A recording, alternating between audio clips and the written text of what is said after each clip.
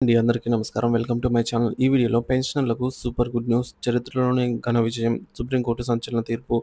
దీనికి సంబంధించిన పూర్తి వివరాలైతే వీడియోలో తెలుసుకుందాము. వీడియోని ఎక్కడే గానీ స్కిప్ చేయకుండా ఎండ్ వరకు చూసేయండి. అప్పుడు ఇన్ఫర్మేషన్ పూర్తిగా అర్థమవుతుంది. అలాగే వీడియో చూస్తున్న ప్రతి ఒక్కరు వీడియోకి లైక్ చేయండి ఫ్రెండ్స్. ఈ వీడియోని తోటి పెన్షనర్ మిత్రులతో అయితే షేర్ చేయండి. కొత్తగా మన ఛానల్ చూస్తున్నవారు ఇంకా ఎవరైనా సబ్స్క్రైబ్ చేసుకున్నట్లయితే వెంటనే మన ఛానల్‌ని సబ్స్క్రైబ్ చేసుకోండి. దీని ద్వారా నేను చేసే ప్రతి ఒక్క వీడియో మీ వరకు రీచ్ అవుతుంది. ఇక ఆలస్యం చేయకుండా వివరాల్లోకైతే వెళ్ళిపోదాము. ఫ్రెండ్స్ ఇక విషయానికొచ్చినట్లయితే ఉద్యోగుల వేతన స్కేల్‌ను తగ్గించడానికి లేదా వారికి అందించిన డబ్బును తిరిగి వసూలు చేయడానికి ప్రభుత్వానికి ఎటువంటి హక్కు లేదని సుప్రీంకోర్టు స్పష్టం చేసింది. Justice Sandeep Mehta, justice R మహదేవన్‌తో కూడినటువంటి ధర్మాసనం ఈ మేరకు కీలక వ్యాఖ్యలు చేసింది. రాష్ట్ర ప్రభుత్వం ఒక ఉద్యోగి వేతన స్కేల్‌ను పునరాలోచనలో తగ్గించడం లేదా మంజూరు చేసిన అదనపు మొత్తాన్ని తిరిగి వసూలు చెల్లించాలని కోరటం సరికాదని రాష్ట్రాలకు తెలియజేసింది. ఇలాంటి చర్యలు చట్టవిరుద్ధమని సుప్రీంకోర్టు పేర్కొనింది.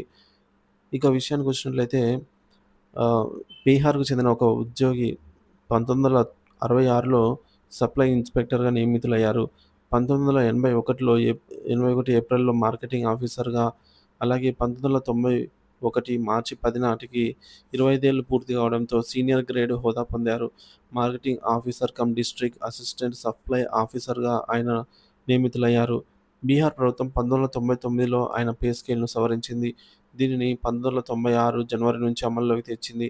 2001లో పదవీ విరమణ చేసిన తర్వాత పెన్షన్, ఇతర ప్రయోజనాలను సవరించిన పే స్కేల్ ఆధారంగా ఈ ఆహ్, ఏడి ఏడీఎస్ఓగా లెక్కించింది. లెక్కించి చెల్లించిందనమాట ఆ మొత్తము. ఇక 2009లో రాష్ట్ర ప్రభుత్వం అనూహ్యమైన నిర్ణయం తీసుకుంది. వేతన స్థిరీకరణలో పొరపాటు జరిగిందని, అదనపు పారితోషికం చెల్లించామని సదరు ఉద్యోగికి పేర్కొంది. సదరు రిటైర్డ్ ఉద్యోగి ఆ మొత్తాన్ని తిరిగి చెల్లించాలని కోరుతూ ట్విస్ట్ ఇచ్చిన ప్రభుత్వం, అప్పటి వరకు ఆయన పొందిన మొత్తాన్ని తిరిగి వసూలు చేయాలని అధికారులు ఆదేశించారు. ఈ నోటీసులను సవాల్ చేస్తూ ఆ ఉద్యోగి 2009లో పాట్నా హైకోర్టును ఆశ్రయించాడు. విచారణ చేపట్టిన హైకోర్టు 2012 ఆగస్టులో ప్రభుత్వ నిర్ణయాన్ని సమర్థిస్తూ తీర్పునిచ్చింది. డబ్బులు తిరిగి చెల్లించాలని ఆదేశించింది. హైకోర్టు తీర్పును సవాల్ చేస్తూ ఉద్యోగి సుప్రీంకోర్టును ఆశ్రయించాడు.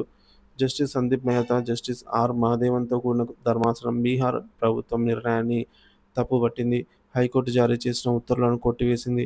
పే స్కేల్ తగ్గించడం, అదనపు మొత్తాన్ని రికవరీ చేయడం వంటి చర్యలు శిక్షణాత్మక చర్యలతో సమానమని స్పష్టం చేసింది. దీంతో 15 ఏళ్ల పోరాటానికి సుప్రీంకోర్టులో ఆ ఉద్యోగికి సుప్రీంకోర్టులో ఊరట లభించింది. కోర్టు తీర్పులోని ముఖ్య అంశాలు ఈ విధంగా అయితే ఉన్నాయి.